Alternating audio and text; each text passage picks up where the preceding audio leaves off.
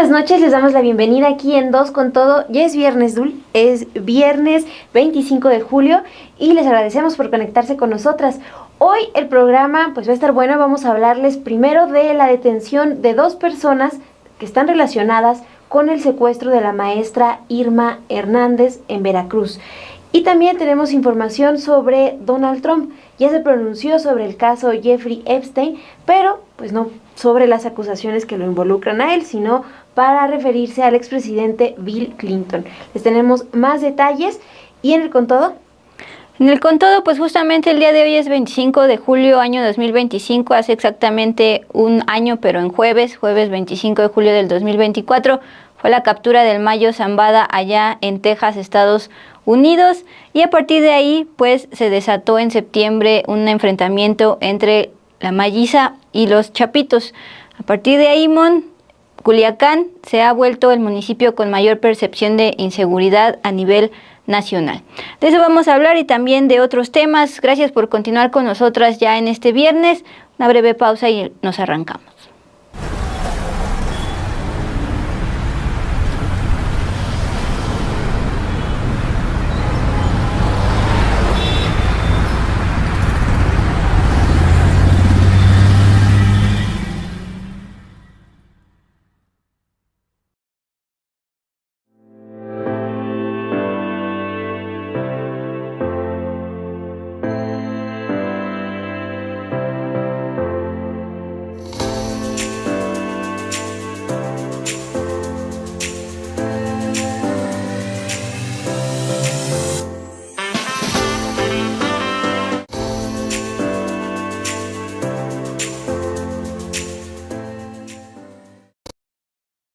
Muy buenas noches, gracias por seguir con nosotras aquí en este viernes en Dos con Todo. Les agradecemos también sus comentarios a Herbie Romero, que nos dice que ya estaba aquí esperando a que iniciara el programa, Topolino Medina, Antonio Díaz, Ana G, gracias por conectarse. Baldomero Eras también les manda un saludo a nuestro compañero Pedro Mellado, que va antes de nosotras con puntos y comas. Muchas gracias por quedarse esta noche con nosotras aquí en Dos con Todo. Y Dul, pues si te parece, arrancamos con la información. Hoy la Unidad de Inteligencia Financiera de la Secretaría de Hacienda y Crédito Público informó que bloqueó las cuentas bancarias de Hernán Bermúdez Requena, el entonces secretario de Seguridad de Tabasco durante el gobierno de Adán Augusto López. También bloqueó las cuentas de empresas relacionadas, socios y familiares. Esto lo informó la Secretaría de Hacienda a través de una nota informativa en la que detalló lo siguiente: como parte de una investigación financiera instrumentada desde el inicio de la administración, la Secretaría de Hacienda a través de la Procuraduría Fiscal, la UIF y mediante la Comisión Nacional Bancaria y de Valores fueron bloqueadas las cuentas bancarias de Hernán Bermúdez Requena, así como de empresas relacionadas, socios y familiares. La Unidad de Inteligencia Financiera también determinó llevar a cabo el bloqueo de activos de personas físicas y morales, pues por la presunción de conductas ilícitas. La Secretaría de Gobernación también suspendió las actividades de otras empresas que llevaban a cabo actividades de juegos y apuestas y que estarían vinculadas a familiares del exsecretario de Seguridad Pública de Tabasco. Estos establecimientos contaban con 2 formas de operar, una virtual y otra física. Y lo que detalla el día de hoy la Secretaría de Gobernación es que estas medidas se tomaron después de analizar las operaciones financieras inusuales, transferencias bancarias atípicas y posibles vínculos con esquemas de simulación fiscal. Recuerden que este exfuncionario, Hernán Bermúdez, exsecretario de Seguridad de Tabasco, es investigado porque se ha identificado como el líder de un grupo delincuencial conocido como La Barredora. Y pues si ya se emitió una orden de aprehensión en su contra, todavía no es detenido, pero lo que se anuncia hoy es este bloqueo de sus cuentas, así como a empresas relacionadas y cuentas de sus familiares. Pues así va en desarrollo este caso Bermúdez y La Barredora. Sigo saludando, sigo agradeciendo los likes, sobre todo de Diana Berríos, que ha dicho que hasta que comienza Dos con Todo es cuando da like a este enlace de transmisión desde las 6 de la tarde. Ya no la habían visto por acá, dice que sí han dado, que sí nos escuchó con lo del café de bienestar el día de ayer, las tiendas de bienestar.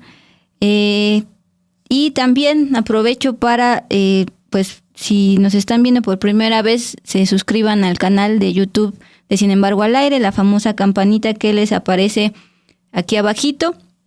Por cada suscripción, pues ya lo saben, $1 más para el salario de Mon, para el salario de Pau Soto, que hoy nos acompaña en operaciones, y también para todo el equipo de Sin embargo al aire.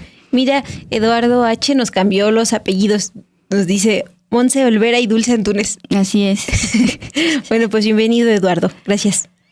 Bien, pues en otros temas, además del caso de Tabasco, pues el día de ayer nos exponías, Mon, en el Con Todo, pues toda esta serie de amenazas de parte del presidente de Estados Unidos, Donald Trump, respecto a aranceles. Recuerden que desde que es candidato a la presidencia y después cuando comenzó en enero, ha ido cambiando una y otra vez la fecha en que por fin aplicará todo su bombardeo de aranceles recíprocos. Sin embargo, a México actualmente ya le está aplicando, por ejemplo, al acero, al tomate y pues hasta esta semana la presidenta Claudia Sheinbaum había dicho que siguen esperando llegar a una negociación.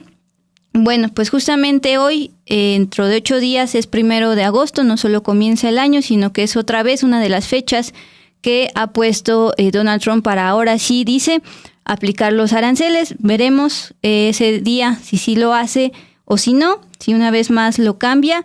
Sin embargo, pues el día de hoy nuestra compañera Romina Gándara en Palacio Nacional durante la conferencia matutina le preguntó al respecto. Esto fue lo que respondió la presidenta Claudia Sheinbaum. Se acerca la fecha fatal puesta por Donald Trump para los aranceles, el 1 de agosto, y usted ha dicho que espera un acuerdo comercial antes de esa fecha, pero que está avanzando el Plan México. Producimos mucho como país, Presidenta, como usted bien sabe, y quizá la idea de Washington es que los estadounidenses nos menosprecian. La pregunta sería si hay conversaciones con otros países, qué ha visto con Canadá y qué más se ha estado conversando, particularmente con Brasil. Bueno, ayer lo mencionamos, México exporta mucho, principalmente a los Estados Unidos, pero México también importa mucho de diversos países. De hecho, la gráfica de exportación e importación, a ver si el secretario de Hacienda se las manda por ahí, o de alguna de las presentaciones que he hecho del Plan México, ahí viene. Nosotros estamos importando mucho de diversos países con los que tenemos tratado y con los que no tenemos tratado comercial. El Plan México, el objetivo que tiene es que produzcamos más en México para nuestro mercado nacional, disminuir importaciones, sustituir importaciones. Ese es el Plan México. Eso, por ejemplo, en el caso de la industria textil, en diciembre del año pasado pusimos aranceles a todos los países con los que no tenemos acuerdo comercial para distintas ramas de la industria textil para fortalecer a la industria textilera en México.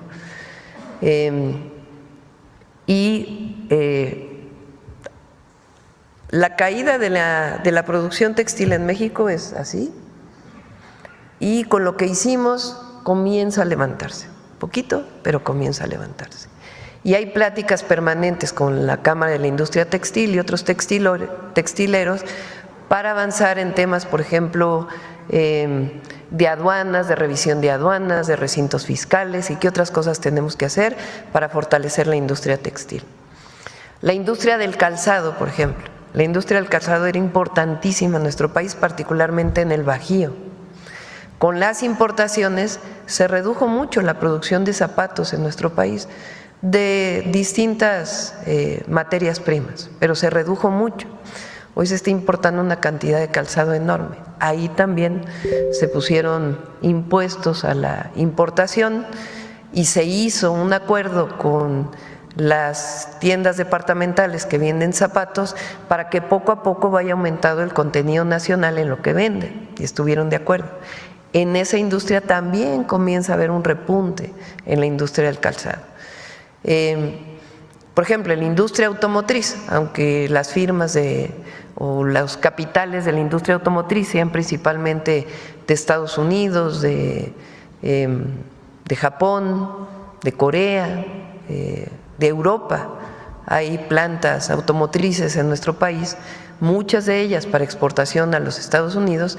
También nosotros importamos muchos automóviles de esas mismas empresas y de otras. Entonces, nosotros queremos también pues proteger a la industria automotriz en nuestro país con diálogo, que es la manera en que lo estamos haciendo.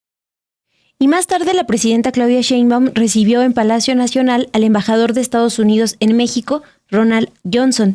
Esta es la tercera visita del embajador a la presidenta y se registra a solo una semana de que venza el plazo para la entrada en vigor de este arancel general del 30% a los productos mexicanos por parte del gobierno de Estados Unidos. El embajador llegó a Palacio Nacional cerca de la 1 de la tarde, acompañado por una comitiva de empresarios estadounidenses, y estuvo ahí aproximadamente 1 hora. Es parte de estas reuniones que mantiene la presidenta con funcionarios también estadounidenses a unos días de este nuevo arancel con el que amenaza Trump. Justamente hablando de la Embajada de Estados Unidos aquí en México, pues le hemos estado reportando desde el día viernes 4 de julio esta serie de manifestaciones contra la denominada gentrificación, entiéndalo como el desplazamiento de personas que vivían en ciertos barrios o pueblos originarios, desplazados por gente que tiene más poder adquisitivo para pues poder vivir en estos nuevos edificios con rentas o ventas muchísimo más caras. Esto empezó el 4 de julio en el Parque México, en la Condesa, donde se ubica sobre todo personas extranjeras que al parecer de los locatarios de ahí son los principales responsables de esto, aunque pues es todo un fenómeno que va más allá. Luego, el domingo 20 de julio hubo una segunda protesta donde salieron a partir de Tlalpan, un pueblo originario allá de Tlalpan, y caminaron hacia la estación del Metrobús El Caminero, esto al sur de la Ciudad de México. Bueno, el día de mañana, 26 de julio, va a ser la tercera marcha, al menos está la convocatoria para ello. En esta ocasión van a marchar entre el Hemiciclo a Juárez y la Embajada de Estados Unidos en México, precisamente por este discurso de que parte del problema son los denominados nativos digitales, los habitantes de Estados Unidos que decidieron venir a vivir aquí a México, trabajar desde casa, ganar en dólares y pagar estas rentas en pesos. Pero a la par de esta protesta y esta causa, hemos visto también pues los grupos de choque que se han colado y que desde el 4 de julio pues empezaron a romper vidrios, atacar verbalmente a los gringos, y esto se repitió el día 20 de julio. La nota fue que invadieron el MUAC, cuando la nota pues en realidad es lo de gentrificación. Bueno, pues justamente por estas partes, digamos, donde se enfocan en vidrios rotos y no en el problema de desplazamiento de locatarios, es que la Embajada de Estados Unidos en México envió una alerta a los habitantes de Estados Unidos que viven aquí en México por precisamente esta marcha que va a ser el día de mañana. La convocatoria es para el sábado 26 de julio a partir de las 2 de la tarde entre el Hemiciclo a Juárez y la sede de la Embajada de Estados Unidos, que está en Paseo de la Reforma. Para quienes han visto, pues está súper resguardada siempre, no solo cuando se esperan marchas, tienen, ¿cómo lo llamarías? Unas barras azules, ¿no? Uh-huh. De hecho, pues también impiden que llegue bien la señal ahí. Hay bastante seguridad de por sí, pero bueno, también están emitiendo alertas a todos sus ciudadanos, sobre todo porque, pues de acuerdo con la ley, los estadounidenses no pueden manifestarse políticamente. Bueno, las autoridades estadounidenses están previendo protestas similares a lo que ocurrió tanto el viernes 4 de julio como el 20 de julio, pero particularmente lo que les digo, esta parte del grupo de choque que ha generado pues vandalismo. Soné muy señora. No, pues Está bien, no te voy a juzgar. Bueno, de acuerdo con la embajada, pues justamente algunos manifestantes vandalizaron propiedades y lanzaron piedras contra personas que percibían como extranjeras. Acuérdense que hubo pues frases xenófobas contra los habitantes de Estados Unidos. Entonces la embajada recomendó a su personal evitar el área donde se desarrollará la protesta el día de mañana y exhortó a todos los ciudadanos estadounidenses que viven aquí a no participar en estas manifestaciones porque recordó que la legislación nacional prohíbe a los extranjeros involucrarse en actividades políticas y que hacerlo incluso podría derivar en una detención. Pues ahí está, será la tercera manifestación contra este fenómeno que no solo ocurre en la Ciudad de México, pero últimamente pues se ha tenido el foco aquí y sobre todo también una respuesta del gobierno de la Ciudad de México a través de 14 puntos que ya los dabas a conocer en su momento. Así es, Dul, pues ahí está la información sobre esta tercera movilización en contra de la gentrificación aquí en la Ciudad de México y bueno, la alerta que emite el gobierno estadounidense a través de la embajada. Vamos ahora justamente a Estados Unidos, a temas de Estados Unidos. Ya les adelantábamos al inicio del programa que este viernes el presidente Donald Trump habló por fin del caso del agresor sexual Jeffrey Epstein, pero no se refirió a la aparición de su nombre en estos archivos de Epstein, quien se suicidó en 2019 mientras estaba detenido por acusaciones de violencia sexual a menores de edad. Trump habló hoy, pero para acusar al demócrata Bill Clinton, presidente de Estados Unidos entre 1993 y 2001.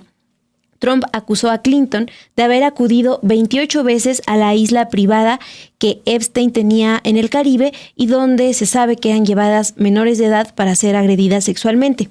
Este viernes, en entrevista con medios antes de salir de viaje a Escocia, en donde Trump tiene un campo de golf privado, el presidente de Estados Unidos dijo lo siguiente: "No quiero hablar de eso, pero sí voy a decir que deberían estar hablando de Larry Summers, de Bill Clinton, que fue a la isla 28 veces. Yo nunca fui a la isla". Bill Clinton sí aparece en listas de vuelos en el jet privado de Epstein, pero no está confirmado que efectivamente voló 28 veces a la isla, que se ubica en Islas Vírgenes, territorio estadounidense. Trump también se refirió hoy a Larry Summers, el expresidente de la Universidad de Harvard y secretario de Tesoro en los últimos años de Clinton al frente de la Casa Blanca. Él también fue asesor del expresidente Barack Obama durante la primera parte de su gobierno en 2008. Y al igual que Clinton y que el mismo Trump, sí está documentado que Summers era cercano a Epstein. Incluso le pidió en distintas ocasiones donaciones para Harvard cuando era presidente de la universidad. El diario Wall Street Journal ha documentado que Summers continuó la amistad con Jeffrey Epstein después de su primera condena en 2008, cuando él se declaró culpable de solicitar y prostituir a una menor de edad. El expresidente Clinton, aquí les hemos informado, él ha asegurado que cortó sus vínculos con Epstein una década antes de su detención en 2019. Y esa semana también el Wall Street Journal ha dado a conocer que Clinton, al igual que Trump, sí escribieron mensajes de cumpleaños en apoyo a Jeffrey Epstein. En 2003, sus nombres aparecen en este libro de felicitaciones cuando él cumplió 50 años. También recordar, Mon, que en su momento cuando era candidato a la presidencia de Estados Unidos, Trump prometió publicar esta famosa lista de Epstein porque sabía que aparecía Clinton y pues justamente era uno de sus opositores demócratas, pero pues el dato que se da a conocer el día de hoy ya es más específico. Entre el 93 y el año 2001, al menos acudió no una vez, no 10, 28 veces a esta famosa isla privada en la que Epstein tenía en el Caribe y donde pues no solo se encontraban con mujeres, sino eran menores de edad. Y como bien dices, pues esta parte en que él también aparece en la lista, de acuerdo con lo advertido por la fiscal Pam Bondi al propio Trump, pues esa parte no la han dicho. también se enojaron, pero por el tema del capítulo. Sí, Dul, pues sí, como comentas, Trump ahora habla de Bill Clinton, pero lo que se refiere particularmente a él, pues no ha dado más información y pues ya se fue de viaje a Escocia. Pero, ¿sabes? Sigue la información también sobre este tema. Hoy la periodista Nora Nancy Gaspar nos muestra en un video que elabora la unidad de multimedia de Sin embargo que Donald Trump y John Casablanca pues también se unían con Epstein porque tienen acusaciones justamente de violencia sexual. Vamos a ver este video que preparó la unidad multimedia de Sin embargo, con información de la periodista Nora Nancy Gaspar. Jeffrey Epstein no fue el único pederasta con el que el presidente de Estados Unidos, Donald Trump, sostuvo por años una estrecha amistad. Durante su incursión en el ámbito del modelaje como juez o como patrocinador, formó parte de un selecto círculo integrado por personajes sobre quienes también pesan señalamientos y acusaciones de abuso sexual como John Casablanca y Jean-Luc Brunel. Formalmente no existen acusaciones penales contra el mandatario de la Unión Americana, pero sí testimonios difundidos por la prensa de jóvenes que aseguran que fueron agredidas sexualmente por el también magnate, además de las también documentadas relaciones Casablanca-Trump, Trump-Epstein, Epstein-Brunel, quienes compartían el gusto de rodearse por jovencitas, muchas de ellas menores de edad, en torno al mundo de las pasarelas. Uno de estos episodios tuvo lugar en septiembre de 1991, cuando se realizó el concurso Look of the Year, un certamen que año con año desde 1983 realizaba la agencia internacional de modelos Elite Model Management, misma que fue fundada y dirigida por John Casablancas, quien también creó el término supermodelos y los estrictos estándares que éstas debían cumplir para pertenecer a este pequeño círculo de top models. Casablancas no solo creó en París, Francia, en 1972 y dirigió por años a Elite Model Management, también fue el organizador del certamen de moda que por mucho tiempo fue el espacio de donde surgieron modelos de la talla de Cindy Crawford, Claudia Schiffer y Naomi Campbell, lo que permitió que la agencia de modelos, muchas de ellas menores de edad, se convirtiera en una de las más importantes a nivel mundial. Pero no todo lo que brilla es oro. En 2020, una investigación del diario The Guardian reveló que tanto la agencia de modelos como los concursos de belleza que ésta realizaba servían para seleccionar a las adolescentes quienes después serían explotadas sexualmente por una red de pedófilos de la que formaba parte varios de los hombres más poderosos del mundo, incluido el propio Casablancas y el actual presidente de Estados Unidos, Donald Trump. Y para muestra basta un botón, según señalamientos de las propias exparticipantes y de otras personas que fueron testigos de los hechos, en el certamen Look of the Year de 1991, en el que el premio para ganadora era un contrato de $150,000, rememoria The Guardian, Trump no solamente fue uno de los principales patrocinadores de dicho evento, también fungió como juez del concurso que tuvo como participantes a adolescentes de 14 años de edad. Un relato recogido por el periódico señala que una adolescente, de entonces 15 años de edad, también fue obligada a bailar frente a Trump y Casablancas, entre otros sujetos más, bajo amenazas de que si se negaba, sería expulsada del barco, lo que consideró que era solo para entretener a los hombres y no como parte de la competencia. Esto no era para ser juzgada ni para formar parte de la competencia, era para entretenerlos, dijo.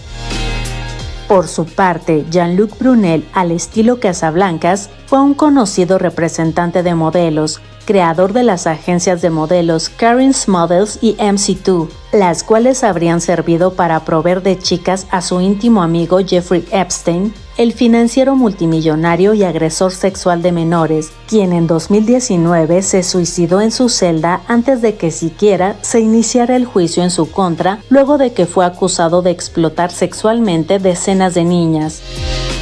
Virginia Roberts Giuffre, quien en el año 2000 fue cooptada por Epstein a través de su cómplice Ghislaine Maxwell, cuando tenía 16 años de edad y trabajaba en la finca Mar-a-Lago de Donald Trump en Palm Beach, Florida, afirmó en 2015 que Jean-Luc Brunel era uno de los principales proveedores de chicas de Epstein. Al parecer, el fundador de Karen's Models tenía contactos con los que conseguía papeles falsos para las menores que llevaba a Estados Unidos. La amistad entre el actual presidente de Estados Unidos, Donald Trump, y el pedófilo Jeffrey Epstein está más que documentada. Incluso, el mandatario a inicios del 2000 se expresó muy positivamente sobre el financiero, a quien calificó como un tipo estupendo, lo que quedó consignado en una entrevista para la revista New York, pese a que ahora Trump está intentando que sus palabras queden en el olvido. Y aunque formalmente no existen acusaciones penales contra el mandatario de la Unión Americana, sí hay testimonios difundidos por la prensa de jóvenes que aseguran que fueron agredidas sexualmente por el también magnate. The New York Times recogió varios relatos de presuntas víctimas. Por ejemplo, el de una mujer que afirmó que Trump la manoseó cuando Epstein la llevó a la Torre Trump en Manhattan para reunirse con él. Además de la evidente relación que unió a estos personajes, Casablanca Trump, Trump Epstein, Epstein Brunel, quienes compartían el gusto de rodearse por jovencitas, muchas de ellas menores de edad, en torno al mundo de las pasarelas. No obstante, solo 2 de estos personajes enfrentaron acusaciones penales en vida. Epstein y Brunel, ambos fallecieron, coincidentemente, en sus respectivas celdas luego de que fueron aprehendidos. Contra Casablanca existen señalamientos, pero nada de manera formal actualmente como en el caso de Trump. Sin embargo, el primero murió en 2013 de cáncer y el segundo logró llegar a la presidencia de una de las naciones más poderosas del mundo, desde donde ha intentado cerrar el caso del financiero pederasta sin éxito, ya que sin importar el partido, están presionando al Departamento de Justicia para que haga públicos los archivos al respecto.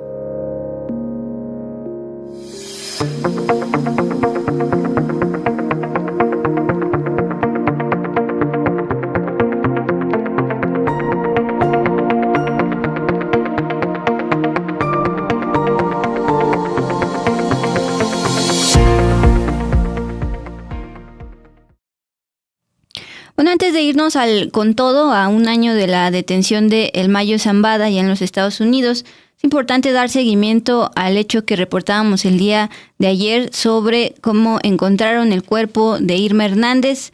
Ella tenía 62 años, había sido maestra, ya era jubilada, trabajaba como taxista al norte de Veracruz para seguir teniendo ingresos económicos y era víctima de extorsión. Lo último que se supo de ella fue que fue secuestrada y apareció en un video arrodillada donde pues se le obligó a declarar que con la mafia no se jugaba. El día de hoy la Fiscalía de Veracruz pues ya informó que en el municipio de Cerro Azul fueron detenidos tanto Víctor Manuel N. como José Eduardo N., presuntos integrantes de un grupo delincuencial y quienes ya son investigados por su posible participación en la privación de la libertad de Irma Hernández, la docente jubilada y taxista reportada como no localizada exactamente hace una semana, el viernes 18 de julio, y cuyo cuerpo sin vida fue localizado el día de ayer al norte de Veracruz. Durante este operativo, donde participaron autoridades federales, también fueron asegurados vehículos, armas de fuego, cartuchos balísticos, un arma blanca, teléfonos celulares, dinero en efectivo, marihuana, así como sustancias con características similares a las del cristal. Los detenidos, informó la Fiscalía de Veracruz, van a ser presentados ante el fiscal correspondiente, quien determinará su situación jurídica. Esto se dio a conocer hoy por la tarde-noche. Asimismo, la gobernadora de Veracruz, Rocío Nale, el día de hoy dio una entrevista radiofónica.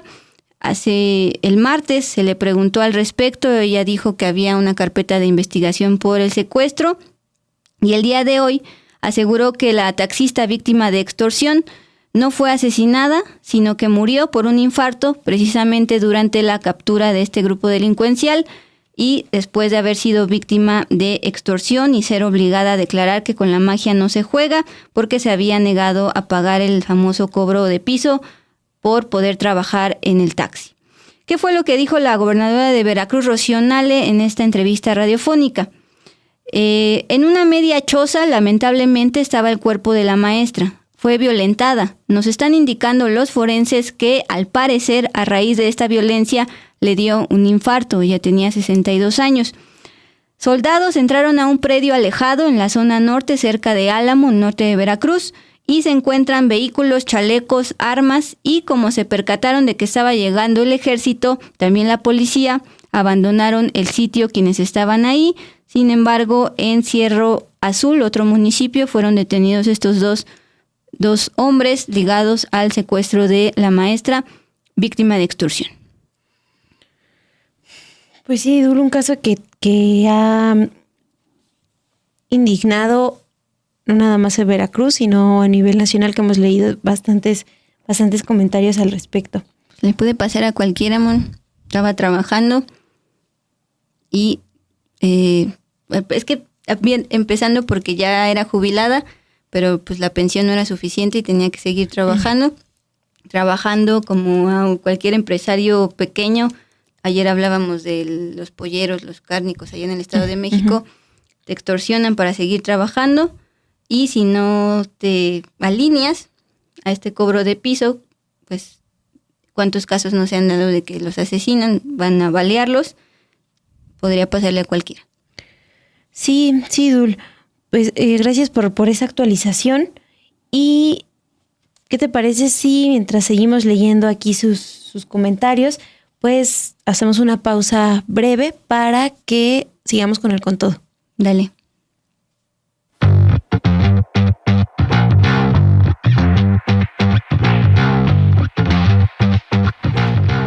Siete días.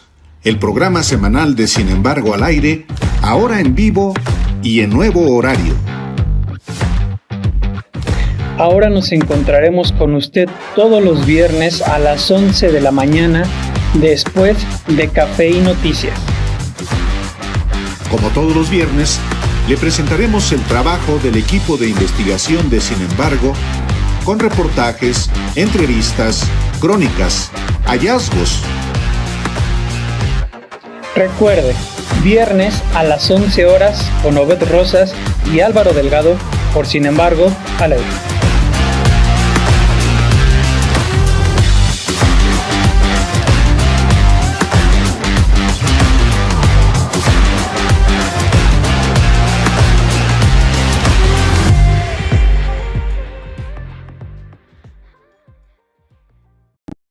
Vamos con el Con Todo de esta noche de viernes 25 de julio. Hace exactamente un año fue capturado el Mayo Zambada allá en los Estados Unidos. A partir del enfrentamiento que se desató en septiembre entre estas dos facciones del cártel de Sinaloa, Culiacán y alrededores ha sufrido violencia. Esto ya se ve en cifras. El INEGI actualizó que a junio de este año Culiacán es el municipio a nivel nacional con mayor percepción de inseguridad. Vamos pues con el Con Todo.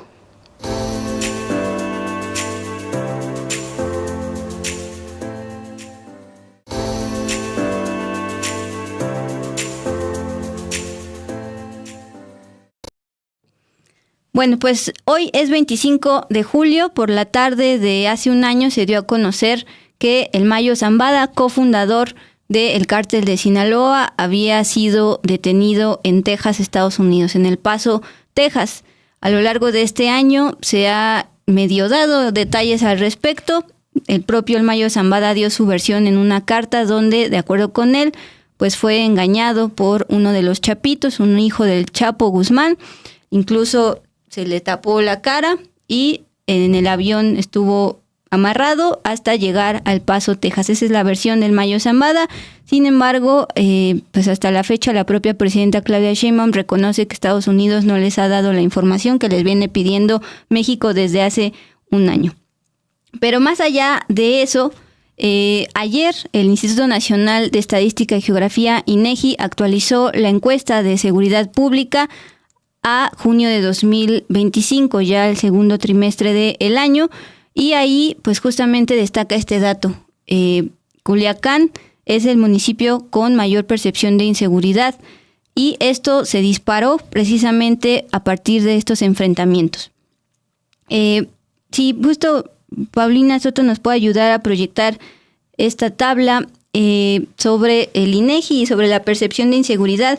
Aquí sí quiero enfatizar una y otra vez que una cosa es como tal los datos de homicidio y demás delitos que pudieran generar inseguridad en un estado, en una ciudad, y otra cosa es lo que la gente siente, lo que la gente percibe. Entonces, la gente que vive en Culiacán, Sinaloa, 9 de cada 10 encuestados por el INEGI dice sentirse inseguro en su ciudad, más allá de las cifras como tal de homicidios y desapariciones, que también las hay. Bueno, esta percepción de inseguridad entre culiacanenses aumentó en el último año. Si bien en este junio de 2025, 9 de cada 10, 90.8% de habitantes en Culiacán dijo sentirse inseguro en ese mes, el del año pasado, junio de 2024, solo el 44.7% así dijo percibirse, es decir, se duplicó en un año, a la par de estos enfrentamientos, la percepción de inseguridad para los que habitan en Culiacán, Sinaloa. Acuérdense que los primeros días, a partir del 9 de septiembre, que comenzó los enfrentamientos entre la Malliza y los Chapitos, pues los propios culiacanenses decidieron no salir de sus casas. Algunos publicaban en sus redes sociales cómo pues preferían no salir, y eso también ya estaba impactando en sus ingresos económicos. Por ejemplo, gente que vive al día vendiendo servicios, vendiendo productos, pues también se veían afectados. Obviamente a un año de esto, pues también se han visto afectados en pequeñas y medianas empresas. Pero sí me impactó mucho eso, se duplicó de 44.7% en junio de 2024 a 90.8% ya en junio de 2025. Estos 9 de cada 10 habitantes de Culiacán además están por arriba del promedio nacional, es decir, en promedio de todo México, el 63.2%, 6 de cada 10 mexicanos de la población de 18 años y que reside en 91 ciudades consultadas por el INEGI, se consideró inseguro en la ciudad donde habita. 63.2% en promedio frente al 90.8% allá en Culiacán. Bueno, por ejemplo, la sinaloense y analista Ivania Massari comenta lo siguiente en una columna que publica el diario local Noroeste. La violencia no es solo una tragedia humana, también es una barrera estructural para el desarrollo. No estamos generando más empleos formales, al menos en el último año. La brecha de ingresos entre hombres y mujeres persiste, la cual afecta especialmente a las mujeres sinaloenses. Es este punto que decía, a la par de la percepción de inseguridad, pues también están quebrando varios negocios y con esto generando desempleo. Bueno, también hay que decirlo, del lado del gobierno federal, pues ha habido todo un operativo coordinado por el secretario de Seguridad, Omar García Harfuch, también por el gobernador de Sinaloa, Ricardo Rocha, y también las Fuerzas Armadas. La principal estrategia es enviar elementos de Fuerzas Armadas para pues intentar mitigar estos delitos como homicidios y sobre todo desapariciones de personas. Hasta la fecha han enviado 14,000 elementos para que realicen patrullajes, para que vigilen, para que hagan cateos, para que hagan aseguramientos y detenciones.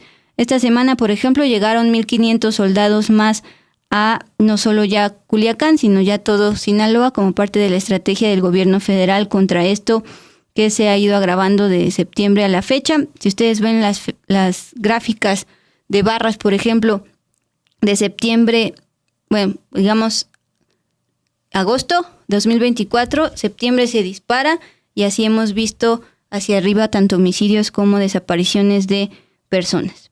Bueno, a la par de esto también ha habido pues respuestas de las autoridades. Desde el 9 de septiembre de 2024, que como tal empezó el denominado Culiacanazo, pero en realidad es ese enfrentamiento entre la Malliza y los Chapitos, del 9 de septiembre al 23 de julio esta semana, La Fiscalía de Sinaloa reporta lo siguiente: 1,767 homicidios dolosos, serían 5.6 diarios en promedio, y 1,773 personas privadas de la libertad, que serían también 5.6 promedio diario. Lo que más está ocurriendo y que también ya tiene detectado el ejército son los vehículos robados. 6,293 vehículos robados del 9 de septiembre a la fecha. Y también se ha detenido al menos a 1,497 personas, esto de acuerdo con la Fiscalía de Sinaloa. Pero también el gobierno federal tiene sus propios mediciones.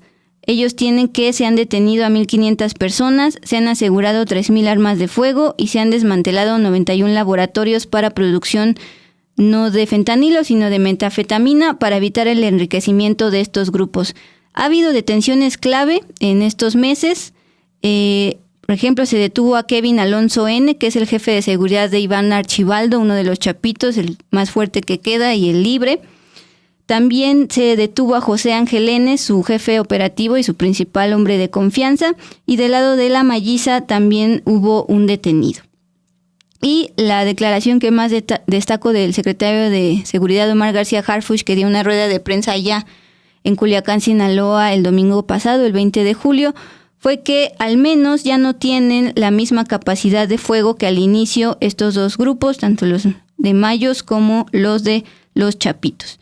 Bueno, esto dijo el 20 de julio, el pasado domingo, respecto a cómo va la operación o el operativo federal contra estos enfrentamientos que ya se palpan, al menos a nivel percepción. A nombre del Gabinete de Seguridad daré algunos resultados del 1 de octubre del 2024 al 16 de julio del 2025. Se han detenido a casi 1,500 personas. Se han asegurado 3,000 armas de fuego. Es importante destacar que este aseguramiento de 3,000 armas de fuego representa más del 20% del total de armas aseguradas en el país. Se han asegurado 53 toneladas de droga, incluyendo más de 1 tonelada y 1 millón de pastillas de fentanilo. Y por parte de la Secretaría de Defensa Nacional y la Secretaría de Marina se han desmantelado 91 laboratorios aquí en Sinaloa para la producción de metanfetamina. Con estos aseguramientos se impidió la producción de millones de dosis de droga que no llegarán a las calles, pero también se evita el enriquecimiento de grupos criminales con la venta de estas sustancias. En diferentes poblados de Culiacán se localizaron e inhabilitaron 7 áreas de concentración de material diverso para la elaboración de metanfetaminas. Se aseguraron 3,400 litros de precursores y 400 kilogramos de sustancias químicas para la elaboración de metanfetaminas, 4 reactores, condensadores, mezcladoras, una centrifugadora, así como material diverso. En otra acción, en el mismo municipio, en el poblado del Pozo, se localizaron y aseguraron 38 artefactos explosivos improvisados que fueron destruidos en el lugar. Bueno, así van los avances del gobierno federal en torno a lo que ocurre en Sinaloa, particularmente Culiacán y alrededores, derivado de la detención del Mayo Zambada hace exactamente un año.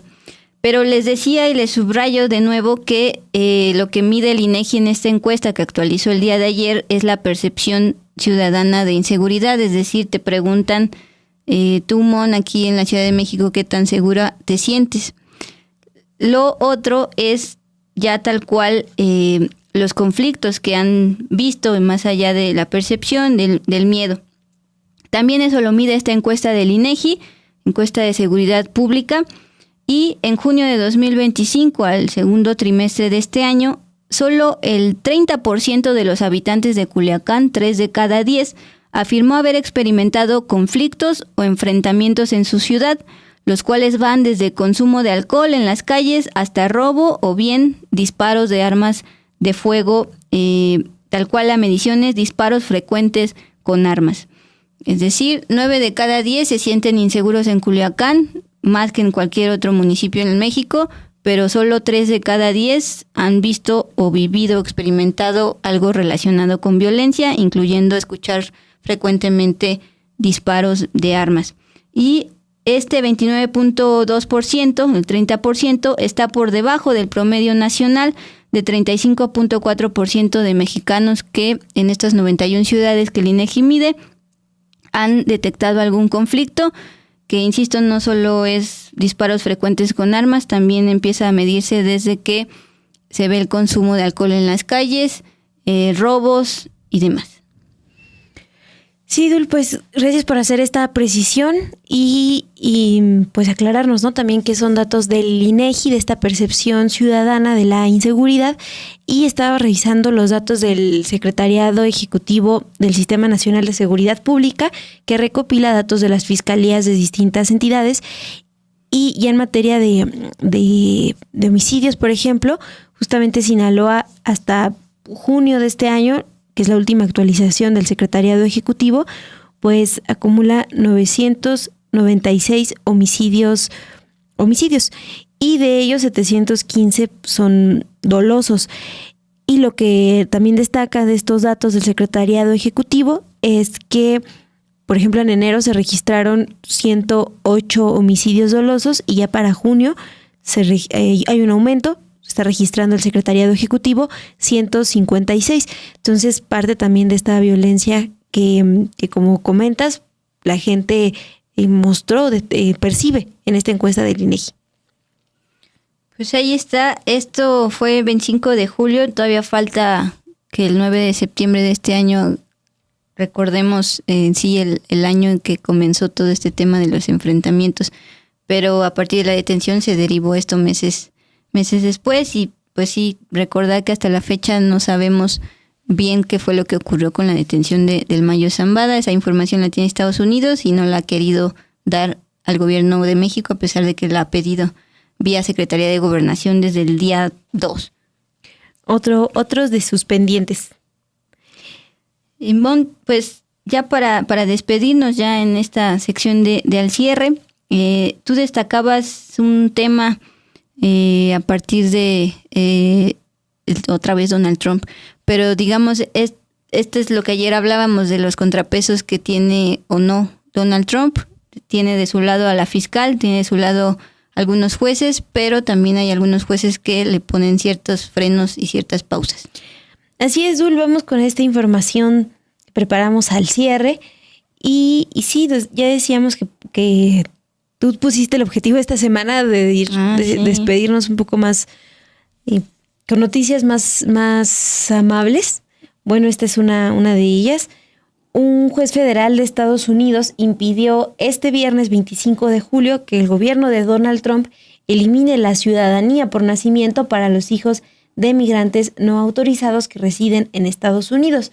El diario La Opinión informó hoy que este fallo constituye el tercer bloqueo nacional de la orden que firmó Donald Trump para restringir la ciudadanía por nacimiento de los hijos de migrantes. Y este fallo que da el juez, pues también se suma a una decisión clave que tomó en junio la Corte Suprema de Estados Unidos. El juez federal del distrito Leo Sorokin en Massachusetts, junto con otro tribunal de distrito y un panel de jueces de apelación, determinó este viernes que una orden judicial a nivel nacional que fue otorgada a más de una docena de estados recientemente, pues todavía está vigente. Esta decisión de la Corte restringió la facultad de los jueces de tribunales inferiores para emitir órdenes judiciales a nivel nacional, pero el juez Sorokin dictaminó este viernes que una orden judicial a nivel nacional que emitió en febrero y que bloqueó la orden ejecutiva de Trump, justo que limitaba esta ciudadanía por nacimiento, debe permanecer vigente. La fiscal general de Nueva York, Letitia James, que es una de las que inició la demanda junto a fiscales de otros 18 estados, declaró hoy lo siguiente: como hemos reiterado, la ciudadanía por nacimiento es la ley del país. La Constitución es más que simples palabras escritas, refleja nuestros valores. Todos los niños nacidos en estas costas son ciudadanos que deben ser respetados por la ley. Justamente esta semana les hacíamos este balance de los 6 meses de Donald Trump y los ataques constantes a migrantes. Y desde Fuerza Migrante, esta organización que agrupa a distintos migrantes que viven allá, nos decían que la batalla que han dado en las cortes, pues también ha servido para frenar varias de estas órdenes ejecutivas de Donald Trump. bueno, hoy cerramos la semana con esta noticia.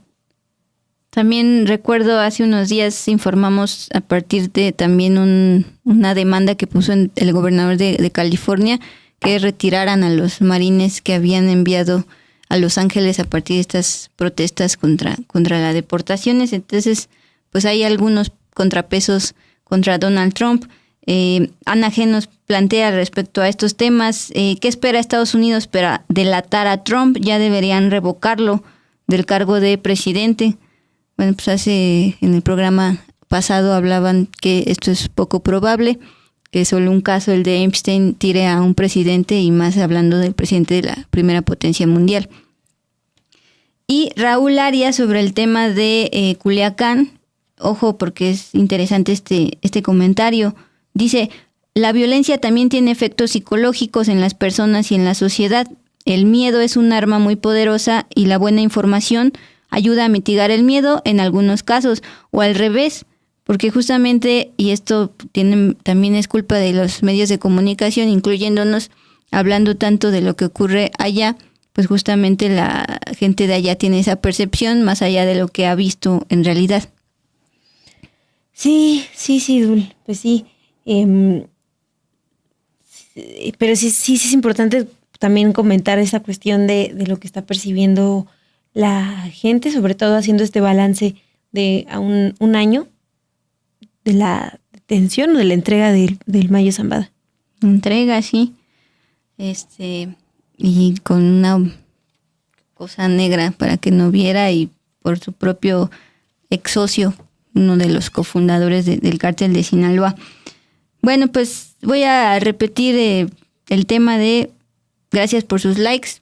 Ahora no estuvo Gerardo, no nos cayó el superchat diario, al que nos hemos acostumbrado y que agradecemos siempre, pero agradecemos a las personas que nos dicen que corren para llegar a ver el programa, o por ejemplo a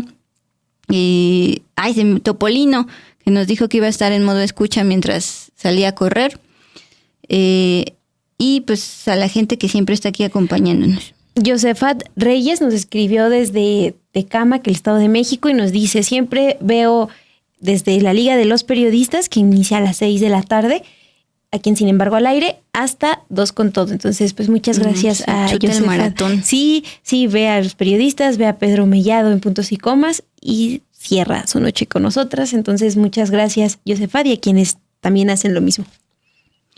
Bueno, pues es momento de despedirnos, no sin antes agradecer. En esta ocasión estuvo Bianca Estrada apoyándonos en producción, ya les había dicho, Pau Soto en operaciones, y también Ana de la Torre en diseño y parte de las cámaras. Sí, Dul, gracias. Y con esto cerramos hoy, este viernes en Los Con Todo. La semana ya. Pero nos vemos el lunes.